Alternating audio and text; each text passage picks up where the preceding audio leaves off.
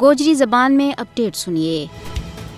بھارتی وزیر داخلہ امت شاہ کا دورہ کے خلاف بھارت کے غیر قانونی زیر قبضہ جموں کشمیر کے بیچ مکمل ہڑتال کی گئی ہے۔ ہڑتال کی کال کل جماعتی حریت کانفرنس نے دیتی ہے اور دوجا حریت رہنماؤں اور تنظیموں نے اس کی حمایت کی ہے تاکہ بھارت نہ یہ گل واضح کی جائے کہ کشمیری حق خود ارادیت تے کٹ کسی چیز نہ قبول نہیں کرتا جس کو وعدہ انہوں نے اقوام متحدہ نے کر رکھے ہوئے ہیں۔ مختلف علاقوں کے بیچ لایا گیا پوسٹراں کے ذریعے لوگوں نے اپیل کی گئی ہے کہ وہ ہڑتال نہ کامیاب بنائیں۔ کل جماعتی حریت کانفرنس نے سرینگر تے جاری ایک بیان میں رجوری میں ایک تقریب میں امت شاہ کا ان دعویٰ مخول قرار دیتا ہے جنہاں انہوں نے کیا ہے کہ دفعہ 370 کی منسوخی کے بعد جموں کشمیر کے بیچ ساروں کچھ محفوظ مقام کا طور کے اوپر ابھرے ہوئے۔ حریت کانفرنس نے کیا ہے کہ دفعہ 370 کی منسوخی کے بعد ہر دن کی بنیاد کے اوپر بے گناہ نوجوانوں کو قتل اور ہزاروں کشمیریوں کی گرفتاری بھارتی وزیر داخلہ امت شاہ کا جھوٹا دعویٰ کی باندھا طور کے اوپر نفی ہے۔ مقبوضہ جموں کشمیر کے بیچ بھارتی وزیر داخلہ امت شاہ کا دورہ کو مقصد